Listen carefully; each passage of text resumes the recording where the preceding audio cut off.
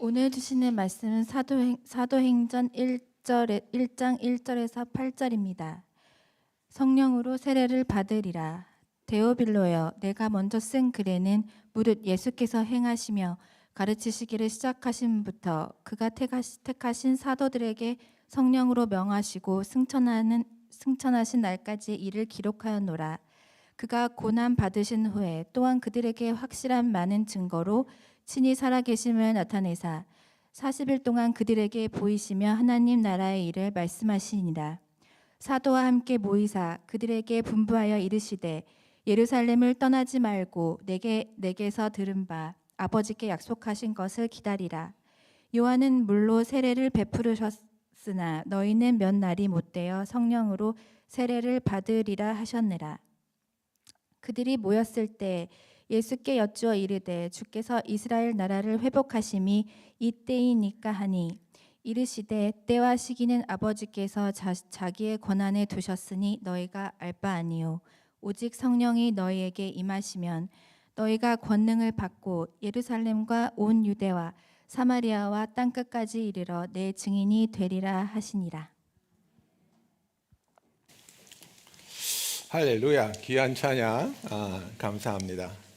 오늘은 우리가 오직 성령이 임하시면이라는 제목을 가지고 말씀을 전하기 원합니다. 이제 우리가 예수님의 부활에 대해서, 부활 후의 삶을 어떻게 살아야 하는가에 대해서 쭉 얘기해 왔고, 이제 다음 주는 오순절입니다. 그래서 이제 성령님에 대한 그런 말씀을 나눠 가고자 합니다. 그래서 누가가 이제 누가복음을 쓰고 후편으로 쓴 이 사도행전에서는 우리가 예수님으로부터 어떤 부르심을 받았는지에 대해서, 그리고 그 사명을 감당하기 위해선 누구가 필요한지를 정확하게 이야기하고 있습니다. 그죠? 우리가 너무나 잘 아는 1장 8절 말씀, 오직 성령이 너에게 임하시면 너희는 권능을 받고 예루살렘과 온 유대와 사마리아와 땅끝까지 이르러 내 증인이 되리라 하시니라 하고 말하고 있습니다. 그래서 우리가 깨달아야 하는 것은 무엇입니까? 교회에 와서 그냥 무엇을 깨닫고 무엇을 느끼고 그저 어떤 인스피레이션을 받는 게 아니라 나에게는 성령이 필요하구나. 성령이 임하셨을 때 내가 예수 그리스도의 증인이 될 수 있구나.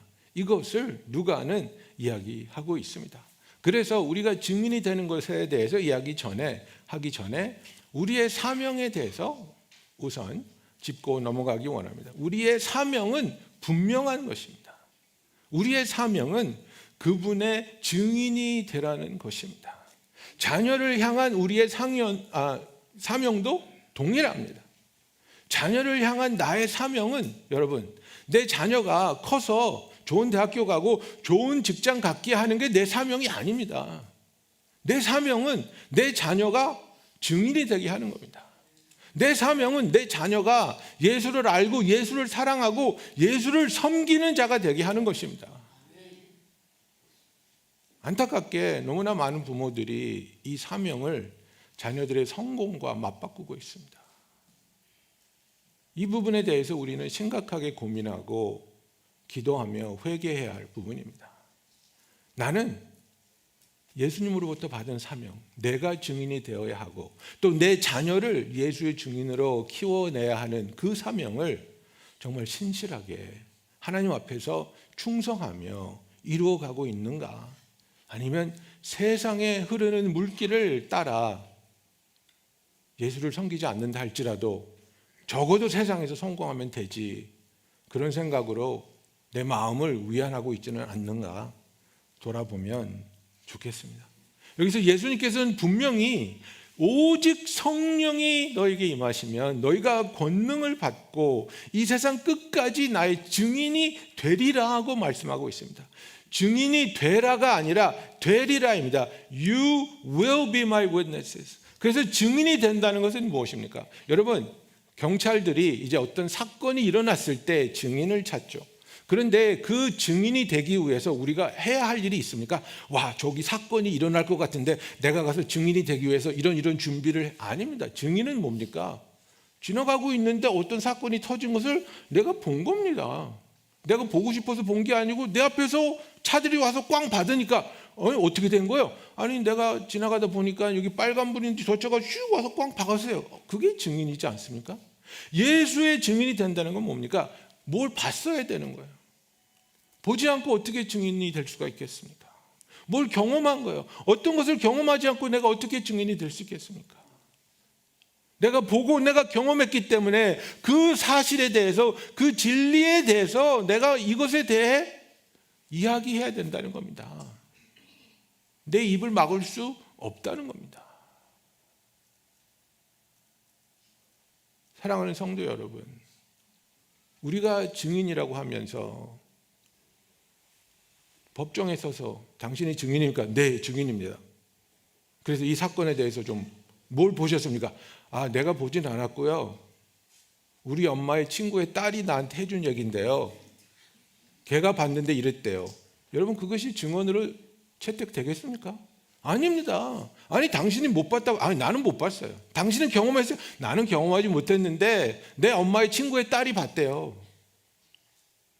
여러분, 그것은 증언이 아닙니다.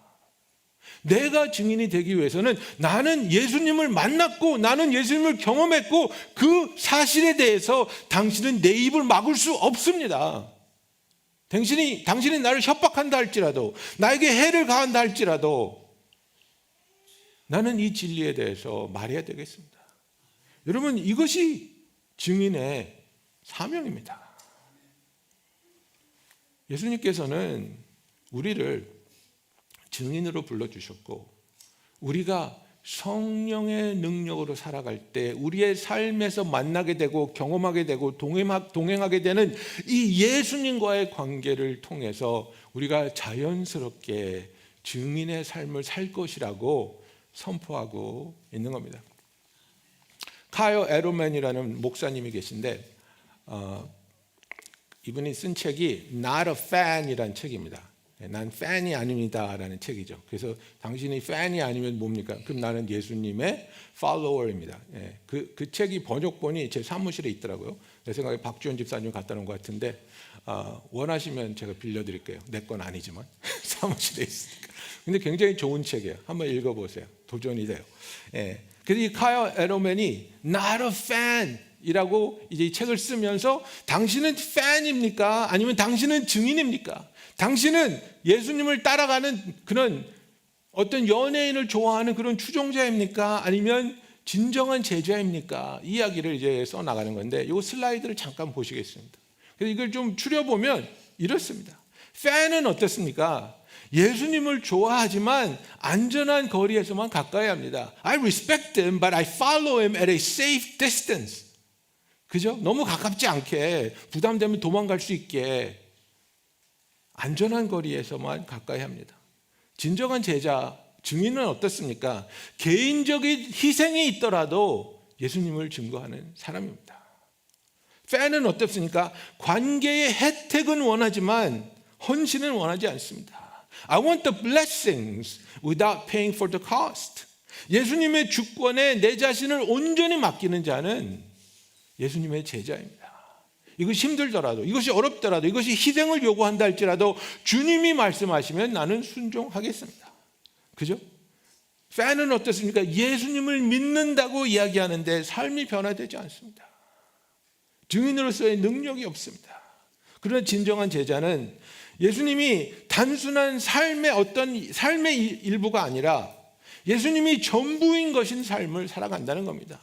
예수님이 나에게 영향을 끼치는 부분은 내가 죽었을 때 지옥 가지 않고 천국 갈 수 있는 것, 이것만 일부분, 그 부분만 예수님을 나의 삶에 영접하고 나머지 부분은 내 뜻대로, 내 마음대로, 내 계획대로 예수님이 나의 주가 되는 것을 거부하는 삶입니다. 여기 보면 신앙을 취미나 정체성 정도로 여긴다고 얘기하는데 이거는 이제 문화적인 정체성을 얘기합니다. Cultural identity. 그래서 사람들이 우리가 선교 가면 그렇지 않습니까? 특히 남미 같은 데 가면 Are you Christian? 그러면 Yes, I am. Are you Christian? I'm Catholic. 그죠? 그게 문화적인 정체성입니다. 예수님을 정말 구주로 믿고 동행하며 섬기는 그런 정체성이 아니라 그냥 문화적으로 I identify as a Christian. 그죠? 그러나 진정한 제자는 신앙을 자기의 사명으로, 목숨과 맞바꿀 수 있는 소중한 것으로, 그리고 영적인 정체성으로, spiritual identity로 받아들이는 겁니다. This is who I am. 나는 하나님의 아들입니다. 나는 하나님의 딸입니다. 이 세상에서 내가 가지고 있는 그 어떤 것을 빼앗아가고 망가뜨리고 억제한다 할지라도 이 세상은 나의 정체성을 건드릴 수 없습니다. 나는 하나님의 딸입니다. 나는 하나님의 아들입니다. 그래서 팬들은 예수를 좋아하지만 희생이나 불편한 것, sacrifice, inconvenience 이런 건 너무나 싫어합니다. 피합니다. 그래서 말로는 선교를 외치지만 선교를 가지 못합니다. 불편하니까, 화장실 힘들까 봐, 더울까 봐, 모기가 물까 봐.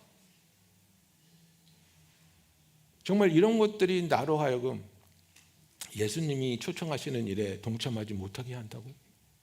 우리 한번 생각해 봐야 되는 겁니다. 진정한 증인은 어떠한 위험도, 거절도, 고통이 있어도 담대하게 증언할 수 있는 자라는 것입니다.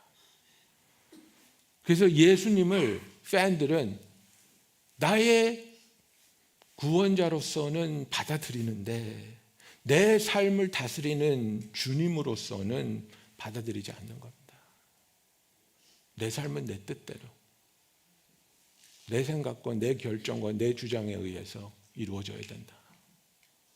그러나 진정한 증인들은, 예수의 참 제자들은 성령의 능력으로 예수님이 보내시는 곳에 믿음으로 순종하며 나아가는 것입니다. 여러분, 우리는 증인으로서의 삶을 예수님으로부터 사명으로 받았습니다.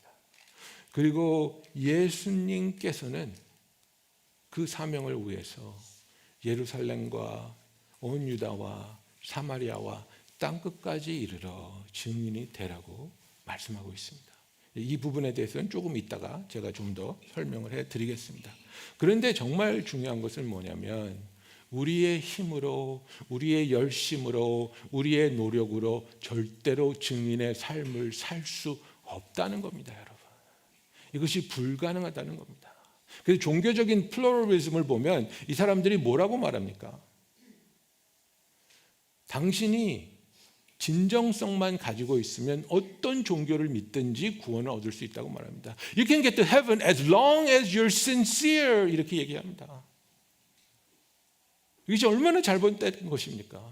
그리고 이 이야기를 가지고 기독교를 이제 공격하죠. 당신들은 왜 이렇게 배타적이냐? 다른 종교는 뭐가 되냐? 왜 예수 그리스도만을 통해서 구원이 있느냐? 하고 공격하죠. 왜 그렇게 말합니까? 그것이 사실이기 때문에 그렇습니다. 어쩔 수 없는 사실이기 때문에. 다른 방법으로도 구원을 받을 수 있으면 얼마나 좋겠습니까? 예수님이 안 오셨어도 됐죠. 근데 그것이 불가능하기 때문에 예수님이 오신 것 아닙니까? 적어도 우리가 크리스찬이라면 예수님이 왜 오신가를 생각해 볼 때 다른 종교를 통해서 구원이 있다는 것을 인정하면 안 되는 겁니다, 여러분. 이게 배타적인 것이 아니라 진리를 붙잡고 있기 때문에 그런 것입니다. 그런데 여기서 예수님께서 하시는 말씀이 무엇입니까? 우리가 구원을 받는 것도, 그 능력도, 그리고 증인으로서의 삶을 사는 것도 하나님의 능력이 필요한데, 그저 이게 이제 두나미스라는 단어인데, 물론 이게 이제 다이너마이트에 이제 쓰는 원어이기도 한데, 정말 폭발적인, 파괴적인, 정말 우리는 감당할 수 없는 그런 능력을 얘기하는 겁니다. 그죠? 예. 그 중국 분들이 보면은 이제 특히 신년에 파이어크래커 많이 붙이잖아요. 따다다다다다 터지는 거. 예. 그 소리에 귀신이 도망간다고 따다다다 하는데, 여러분 그 폭죽을 요만한 거, 파이어크래커 요만한 거 그냥 이렇게 불 붙여서 터뜨리면 빡 이렇게 돼요. 근데 그게 어떤 파워가 있는지 아십니까? 그거를 불 붙인 다음에 손에다가 주먹을 쥐고 있잖아요. 그럼 손가락이 다 날아갑니다. 예, 어마어마한 데미지를 입게 되는 겁니다. 그 폭발이라는 게 그런 힘이 있습니다. 지금 주님이 말하는 것은 너희들이 너희의 신실함과 진정성으로 노력으로 할 수 없는 부분, 그것을 성령의 힘으로 가능하게 해주시겠다고 말하고 있는 겁니다. 그런데 너무나 많은 경우에 우리가 그것을 거부하고 있다는 겁니다. 저희 아버지는 주유소를 하셨습니다. 그래서 주유소를 하다 보니까 자연스럽게 주유소에 그라지가 있고 거기서 들어오는 손님들의 차를 고치는 메카닉들이 있었습니다. 그래서 저도 이제 거기 가가지고 뭐 좀 배우겠다고 이것저것 이렇게 물어보면 처음에 저한테 준 게 뭐냐면 소위 어른들이 말하는 도라이버를 줍니다. 예, 도라이버를 주면 그거 가지고 나사도 뭐 이렇게 하는데, 여러분 차에 들어가는 그런 볼트 이런 거는 어마어마한 힘으로 쪼여나요. 그래서 도라이버로 내가 아무리 낑낑대도 이게 안 풀립니다. 특히 바퀴를 묶어놓은 그 넛 같은 것은 정말 강력하게 박아놨거든요. 근데 내가 좀 착실하고 진정성을 보이고 좋은 말로 부탁을 하면 메커닉이 나한테 주는 게 뭐냐면 파워 임팩트 드릴을 줍니다. 그거 이제 공기를 달아가지고 쓰는 건데요. 윙 이렇게 나는 건데요. 이거는요 아무리 꽉 잠겨진 아무리 녹이 쓴 너트에 자꾸 윙 하면 이거 풀려버립니다. 예. 그런데 차가 100대가 있는데 100대의 차의 바퀴를 다 빼라 그러고 도라이버 하나 주면 그거 언제 합니까? 그거 못합니다. 불가능합니다. 근데 이 임팩트 드라이브를 주면요 금방 빼거든요. 여러분 내 힘으로 하려고 하면 힘들 뿐만 아니라 불가능하다는 걸 아셔야 됩니다. 근데 성령님이 함께 하시면 파워 임팩트 드릴로 푸는 것처럼 성령의 능력은 우리에게 불가능한 것을 가능하게 하신다는 겁니다. 그래서 우리가 성령을 의지해야 되는 겁니다. 여러분 우리가 베드로 얘기 지금 해왔지 않습니까? 예수님을 향한 베드로의 사랑이 거짓이었습니까? 아닙니다. 진정성이 있는 진실한 사랑이었습니다. 그러니까 예수님이 3번이나 질문하는데 대답할 수 있는 겁니다. 그 거짓말하면 3번 다 그렇게 대답하지 못하죠. 저만 봐도 그래요. 어머니가 와가지고 야 여기 좀 부침개 누가 먹었어? 네가 먹었어? 아니요. 똑바로 말해. 네가 먹었어? 아니요. 똑바로 말해. 먹었어 안 먹었어? 먹었어요. 이렇게 되는 거예요. 그런데 3번을 물어보시는데 베드로가 계속 뭐라고 말합니까? 주님, 내가 주님을 사랑하는 것을 주님이 아십니다. You know that I love you. 진정성이 있었다는 거예요. 거짓이 아니라는 거예요. 그런데 실패하잖아요. 그런데 비겁하잖아요. 그런데 부인하잖아요. 그게 우리의 한계예요. 여러분 우리가 마음이 없어서 진정성이 없어서 실패하는 게 아니라니까요. 여러분이 부인을 사랑하지 않습니까? 여러분이 자녀를 사랑하지 않습니까? 그런데 화 안 내려고 했는데 화내잖아요. 소리 안 지르겠다 했는데 소리 지르고, 상처 주지 않겠다 했는데 상처 주잖아요. 그게 우리의 한계라는 거예요.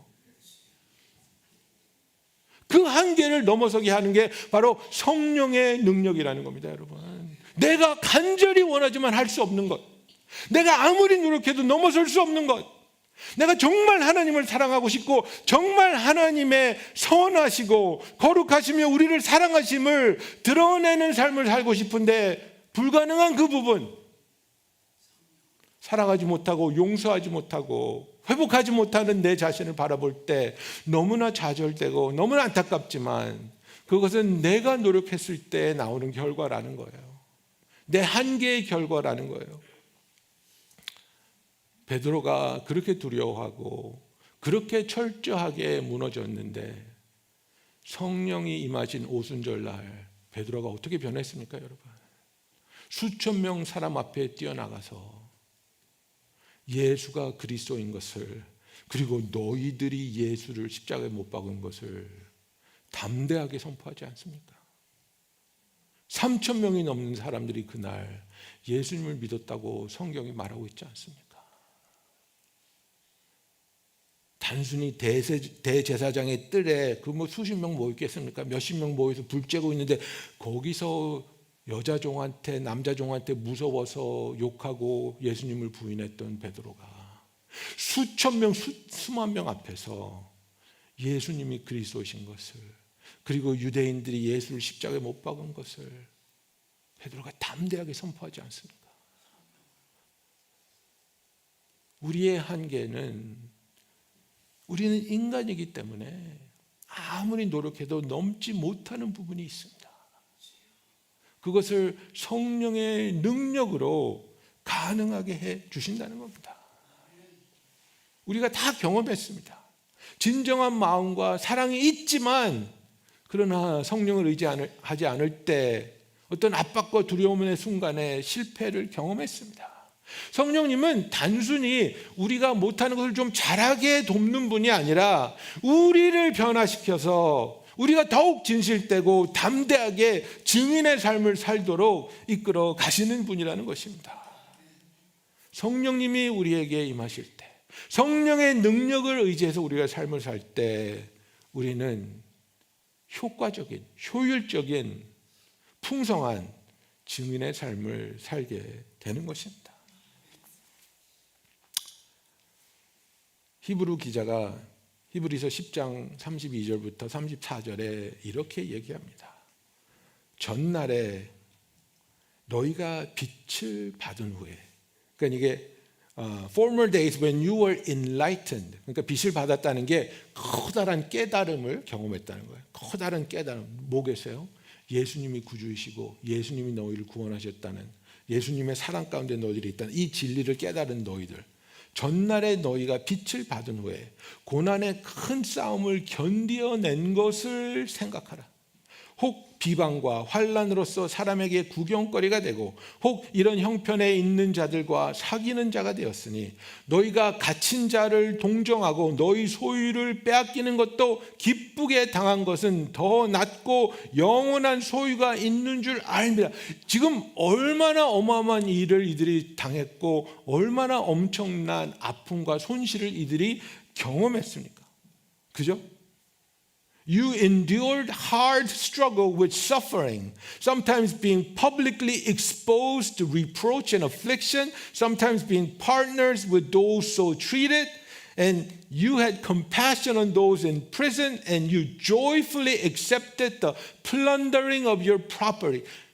여러분, 내 재산을 싸그리 뺏어가는 것을 기쁨으로 받아들였대요.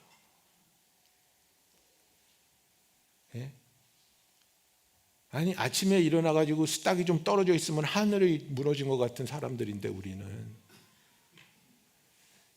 내 재산을 몽땅 불의한 이유를 대면서 빼앗아가는 경험을 한 너희들이 그것을 기쁘게 당했다고 사도 바울이 히브리서 기자가 이야기하고 있습니다. 이런 변화가 어떻게 일어날 수 있느냐는 거예요. 어떻게 고통을 받으면서 억울한 누명을 쓰면서 모든 것을 빼앗기면서 그것을 기쁘게 감사하게 받아들일 수 있냐는 거예요, 여러분. 성령이 우리를 바꾸실 때, 성령 안에서 참된 변화가 일어날 때, 그리고 진정한 깨달음이 무엇입니까? 지금 이 세상에는 내가 쌓아 올릴 수 있는 그 어떤 것보다 하나님이 나를 위해서 준비해 주신 영원의 삶이 더욱더 소중한 것을 알기에 이것에 가치를 두지 않는다는 것을 이야기하고 있습니다. 우리가 어떻게 핍박 가운데 기쁨을 누릴 수 있겠습니까? 두나미스 파워, 정말 성령의 그 폭발적인 능력 아니면 이런 경험을 할 수 없다는 것입니다. 여러분, 우리의 삶에서 내가 정말 이 부분에 있어서는 나는 정말 아무것도 할 수 없다. I am so powerless. 그것이 뭐 자녀와의 관계든지 뭐 회사에서 어떤 상황이든지 뭐 어떤 부분에 있어서 정말 이 부분에서는 내가 아무것도 할 수 있는 게 없구나. 정말 나는 여기서 무능함을 느끼는구나. 그런 부분에 그 순간에 그 장소에서 성령님께서 우리를 만나기 원하신다는 사실입니다. 여러분, 그 장소에 그 순간에 우리는 이제는 하나님의 자녀로서 본능적으로 성령님을 초대해야 되는 겁니다. 성령님, 이 시간에 이 자리에 성령님의 함께 하심이, 나를 도와주심이 정말 필요합니다. 성령님 와주세요. 성령님 말씀해 주세요. 성령님 도와주세요. 성령님의 능력으로 나를 이끌어 주세요. 이거는 세상에서 말해주는 막 열불 날 때, 욕하고 싶을 때 입 딱 다물고 카운트 10. 예? 우리는 마음에 참을 인자를 세웁시다. 참을 인자를 그거하고 차원이 다른 거예요, 여러분. 이런 것들은 뭐예요? 내 자신을 조절해서 어떻게 이 상황을 극복해 보려는 노력인데요. 제가 하는 얘기는 그게 아니에요, 여러분. Relax, calm down 이게 아니에요. 그게 아니라 내가 할 수 없기 때문에 이 자리에 성령님이 임하여 주시옵소서. 분노나 공격적인 말로 내가 반응하는 것이 아니라 내 안에 거하시는 성령님께서 사랑으로, 은혜로, 진리로 말씀하여 주시고 반응하게 하여 주시옵소서. 여러분, 부부싸움 할 때 어차피 부부싸움은 남자들은 말빨이 약해서 집니다. 그렇지 않아요? 그때 성령님 나 대신 싸워주세요. 네? 성령님이 나 대신 싸워주면 어떻게 되겠어요? 성령님은 나 대신 싸우실 때 사랑의 말씀을 해주시고 위로의 말을 해주시고 용서를 구하게 하시고. 여러분, 부부싸움에서 이기는 게 뭡니까? 화해하는 게 이기는 거예요. 예? 내 배우자를 내가 두들겨 패가지고 내가 이겼다, 그게 이기는 겁니까? 절대 안 이기는 겁니다. 그게 진정한 패배죠. 내가 부부싸움에서 이기고 싶으면 성령님 나 대신 싸워주세요. 성령님 이 대화를 도와주세요. 성령님 우리의 오해를 풀어주세요. 우리가 성령이 없으면 하나님께서 우리에게 맡겨주신 이 거룩한 사명을 절대로 감당할 수 없습니다. 사랑하는 성도 여러분, 우리들이 무기력하게 느끼는 그 부분에, 그 순간에 성령의 함께 하심을, 성령의 도우심을, 성령의 능력으로 역사하심을 초청하며 의지하는 저와 여러분이 되기를 예수님의 이름으로 축원합니다. 그래서 이제 예수님께서 너희가 성령이 임하면 권능을 받고 예루살렘과 온 유대와 사마리아 땅끝까지 이르러 내 증인이 되리라고 하셨습니다. 그리고 우리는 이것을 이렇게 이해하죠. 예루살렘은 너희의 가정이고 너희 패밀리고 너희 일터다.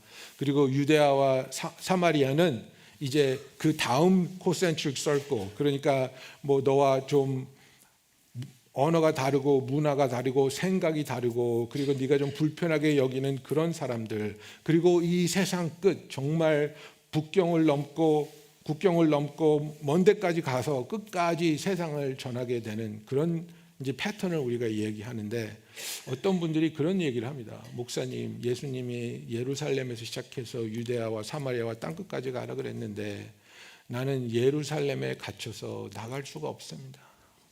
내가 내 부모님도 전도하지 못하는데 누구를 전도하겠습니까? 내가 내 남편도 전도하지 못하는데 누구를 전도하겠습니까?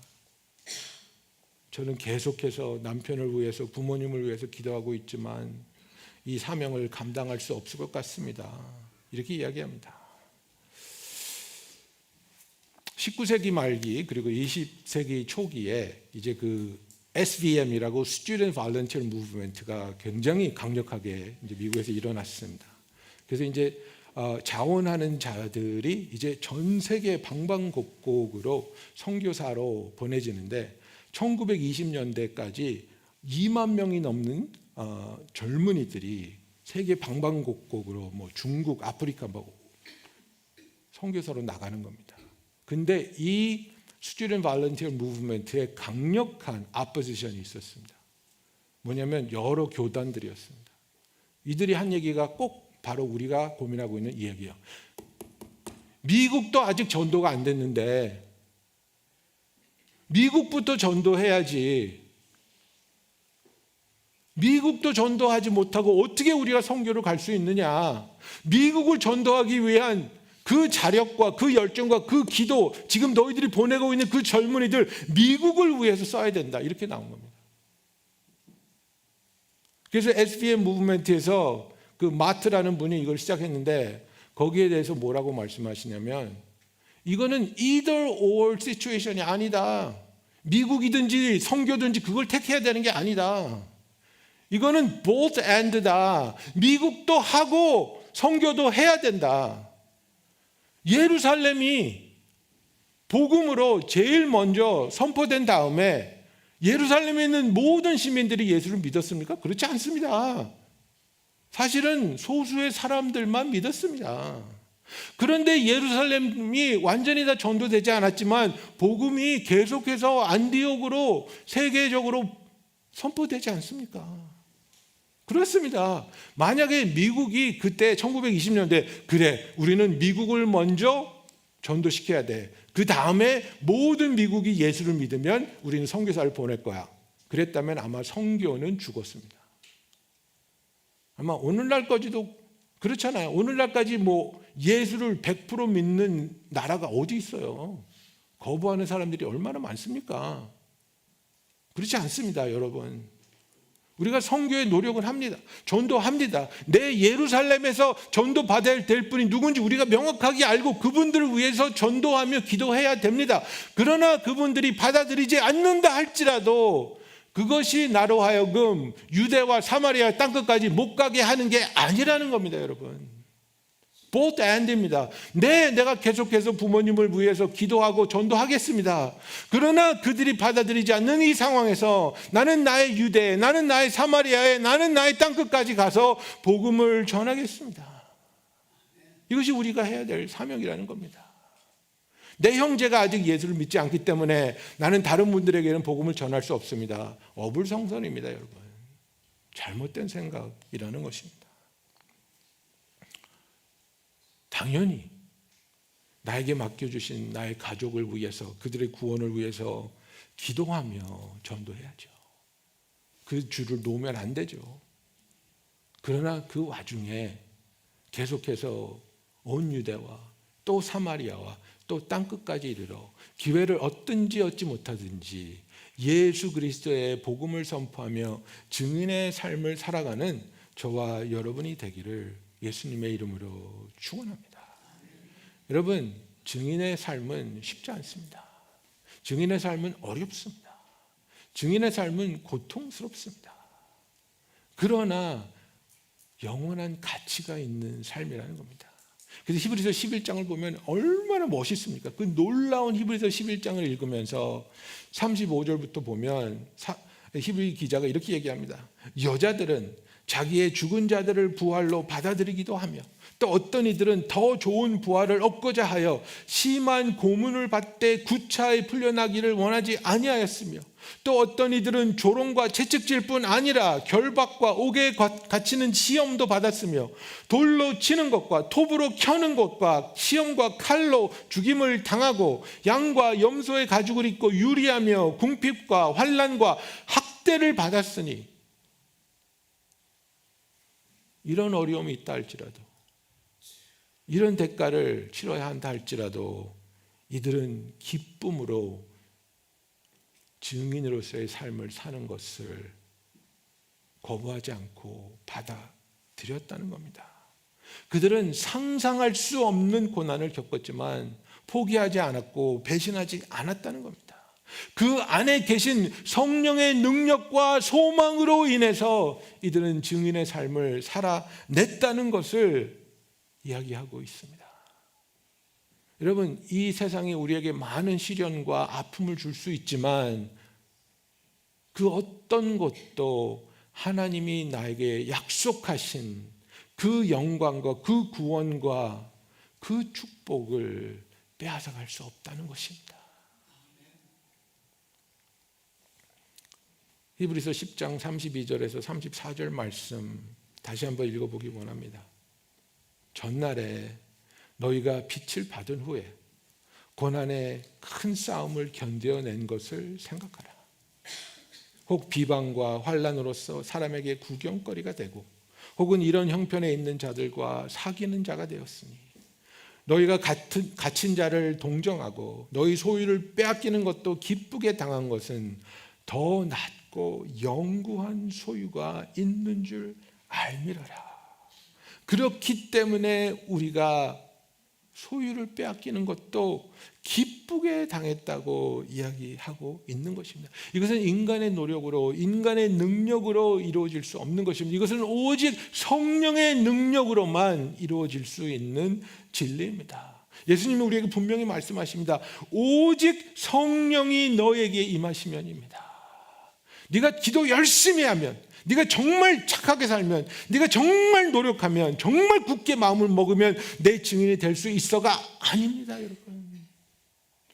오직 성령이 임하시면입니다.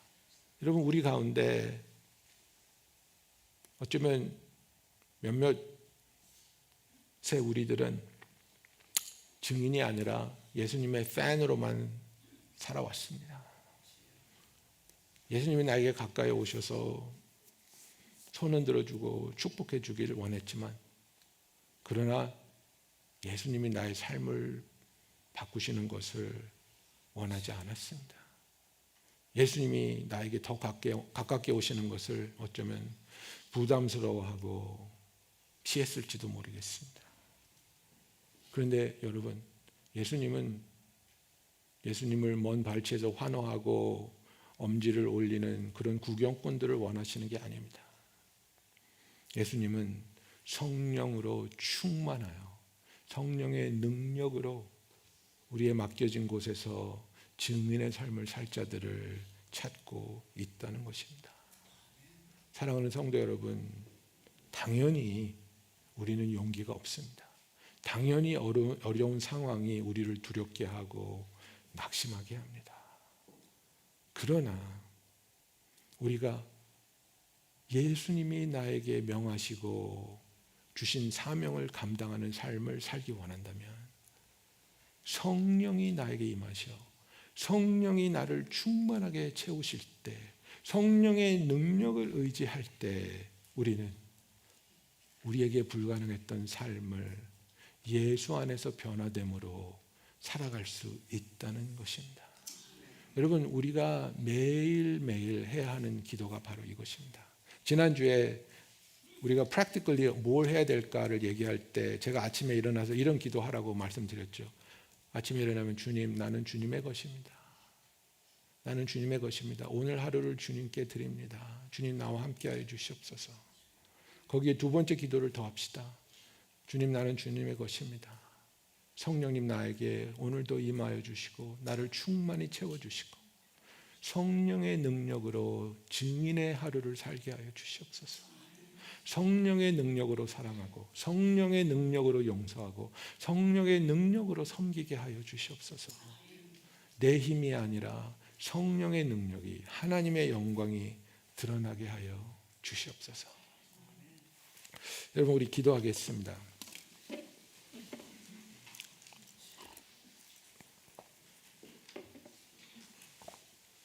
우리의 삶에 어떤 부분에서 무기력하다고 느끼십니까?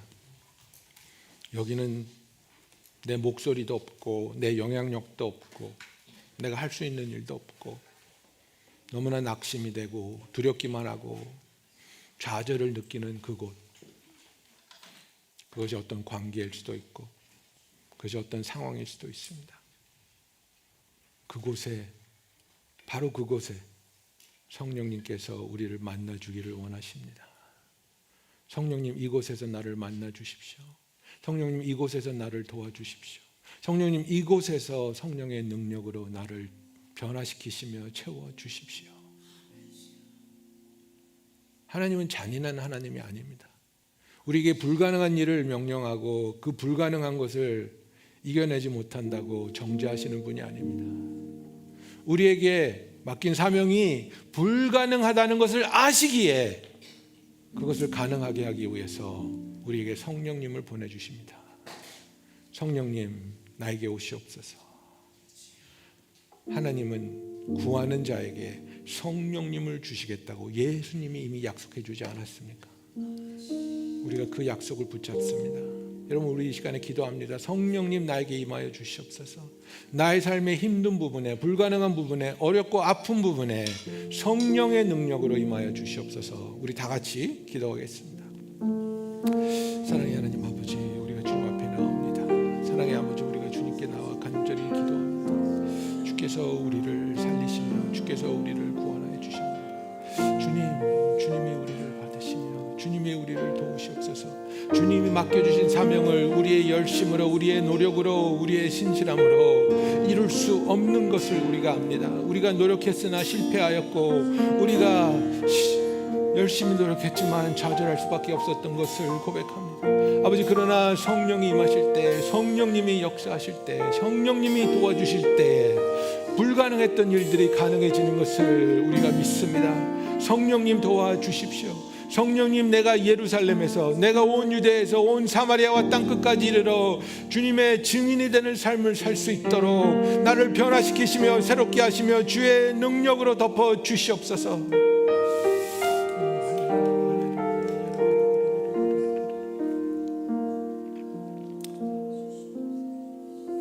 사랑의 하나님 아버지,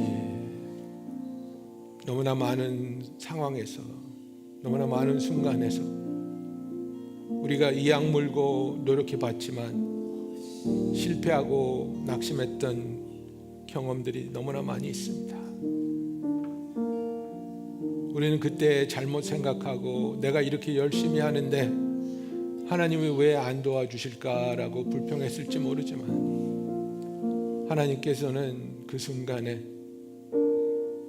우리가 성령을 의지하여 성령의 능력으로 우리의 한계를 넘어서는 경험을 준비하고 계셨음을 알게 하여 주시옵소서. 우리가 불가능하다고, 우리의 한계라고 생각하는 그 부분에 있어서 성령님 능력으로 우리에게 임하여 주시며 사랑으로 인도하여 주시며 우리에겐 불가능한 일을 성령의 능력으로 온전히 감당할 수 있는 귀한 은혜가 있게 하여 주시옵소서. 신실한 사랑만으로 부족한 것을 우리가 알았습니다. 성령의 능력이 필요한 것을 우리가 압니다. 성령님 임하여 주시고 성령님 그 능력으로 우리가 우리의 삶 가운데 예수 그리스도의 증인의 삶을 살게 하여 주시옵소서. 예수님의 이름으로 기도하였습니다. 아멘. 우리 다 같이 일어나서 함께 찬양 드리시겠습니다.